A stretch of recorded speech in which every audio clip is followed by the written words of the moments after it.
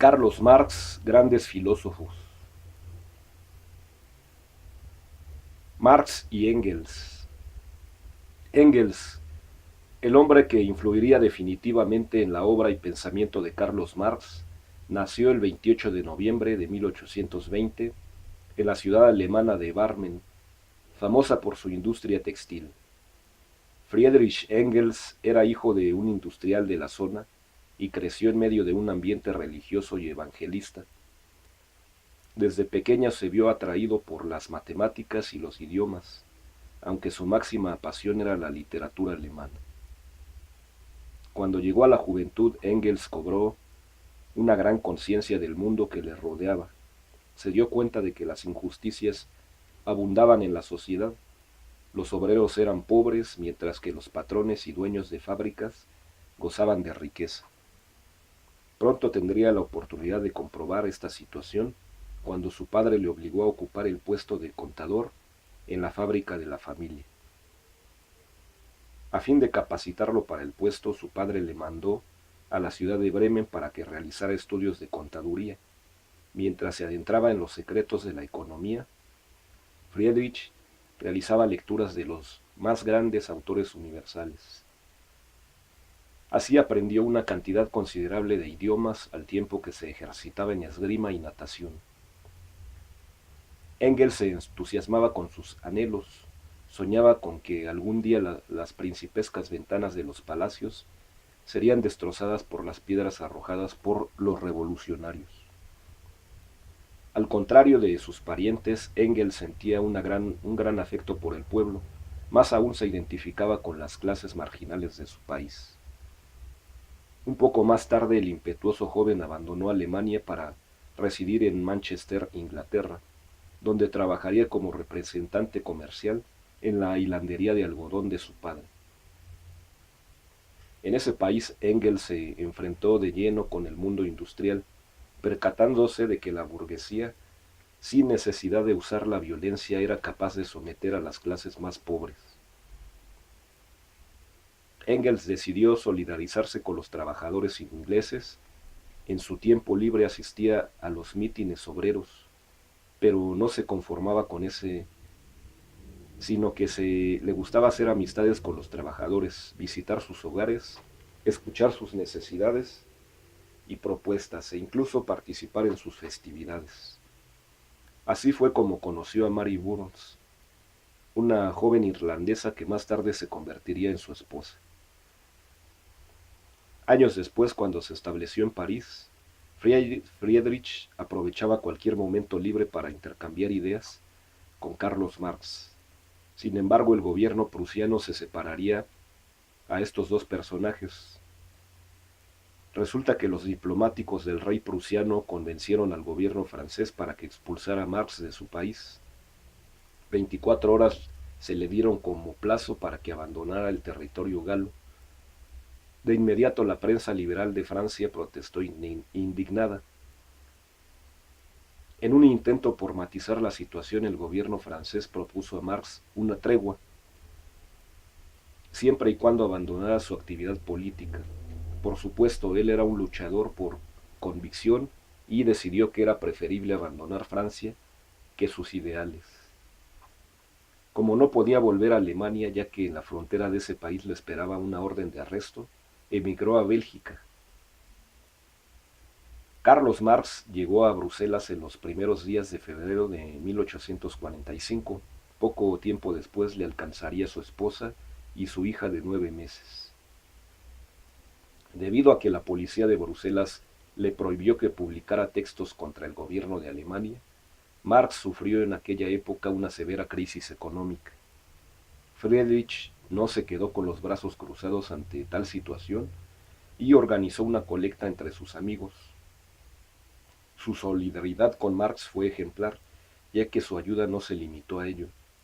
Como una contribución a la mejora económica de su amigo, le cedió también derechos de su libro La situación de la clase obrera en Inglaterra. La persecución del gobierno prusiano contra Marx era tan despiadada como cruel. Al enterarse de que había mejorado su situación económica, sus perseguidores solicitaron al gobierno belga que lo expulsara del país. Marx tomó una decisión drástica: renunciar a su ciudadanía prusiana. Con ello el asedio en su contra disminuyó. En febrero de 1845 conoció a Ferdinand Freiligrath, considerado el gran poeta de la Revolución. Después tuvo contacto con otro revolucionario de renombre, llamado George Wirth, pero su mayor alegría fue la llegada a Bruselas de su entrañable amigo Friedrich. En Bélgica, Engels y Marx se convencieron de que era necesario ampliar sus investigaciones acerca de la lucha entre el proletariado y la burguesía. Debido a esto no tardaron en realizar un viaje a Inglaterra. Allí Marx conoció a los miembros más destacados de la Liga de los Justos. En Manchester tuvo la oportunidad de leer cualquier cantidad de obras dedicadas a la economía y a las revoluciones obreras.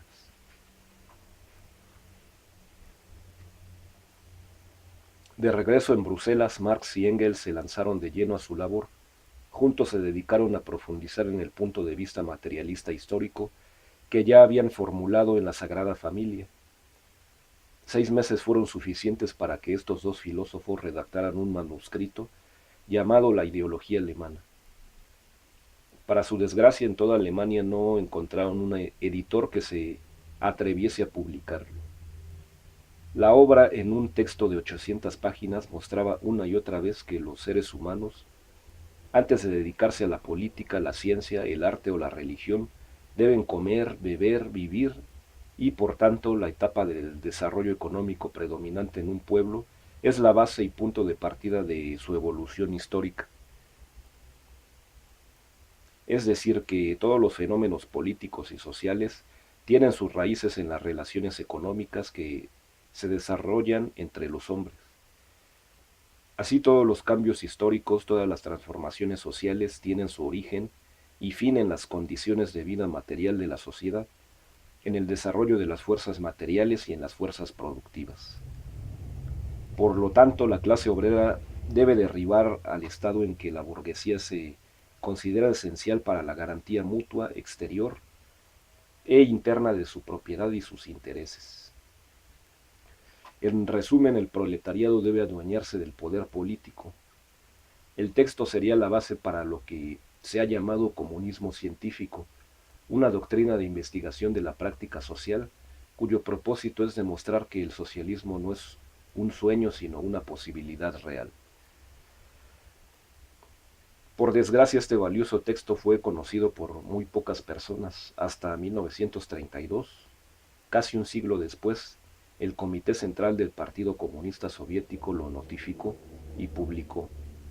No obstante, Marx y Engels ganaron nuevos adeptos que coincidían con sus teorías y postulados. Pronto los dos filósofos fundaron, junto con algunos trabajadores alemanes en Bruselas, el Comité Comunista de Correspondencia. El objetivo de este comité era establecer vínculos entre los socialistas alemanes y los socialistas franceses e ingleses, así como mantener a los extranjeros informados sobre los movimientos socialistas que se desarrollaban en Alemania. Al mismo tiempo, pretendía informar a los alemanes acerca del progreso del socialismo en Francia e Inglaterra. Según Marx, esta era la mejor forma de desarrollar una propaganda comunista internacional que llegase a todas partes y uniese a las auténticas fuerzas revolucionarias en torno a un programa comunista unificado. No obstante que Marx era un hombre fuerte y difícil de vencer por cualquier enfermedad, sufrió los estragos de las incesantes jornadas de trabajo. Un hecho que vino a reconfortarlo fue la llegada de su primera y segunda hija, Laura, un año después de su primer hijo, a quien llamó Edgar. A principios de 1848 llegó a Bruselas un representante de la Liga de los Justos. Su misión era convencer a Marx y a Engels de que participaran a fondo en la Liga.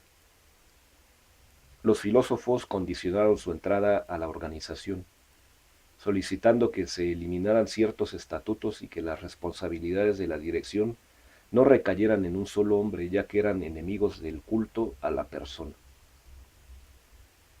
La Liga de los Justos, cuya sede estaba en Londres, no tardó en aceptar sus condiciones, y tanto Marx como Engels se convirtieron en miembros activos de la organización.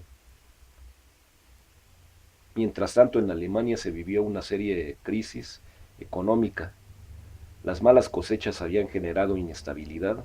En varios estados hubo mítines de gente que pedía granos y frutos.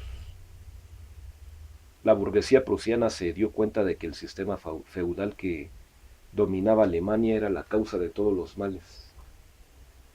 A diferencia de otros países más desarrollados como Francia o Inglaterra, Alemania todavía era gobernada por un rey y por la nobleza. Al enterarse de estas desgracias, Marx trató de poner en práctica sus teorías. Se percató de que era necesario fundar una organización en la cual los trabajadores alemanes tuvieran voz y voto. Desde entonces, la idea principal de nuestro protagonista fue estructurar un partido obrero revolucionario. Por supuesto, para ello era necesario elaborar los estatutos y los principios de la organización, las obligaciones y los objetivos del partido. Este tomaría el nombre de Liga Comunista. Sus lineamientos eran el derrocamiento de la burguesía, el predominio del proletariado, la abolición de la antigua sociedad burguesa que se basa en el antagonismo de las clases y la fundación de una nueva sociedad sin clases y sin propiedad privada.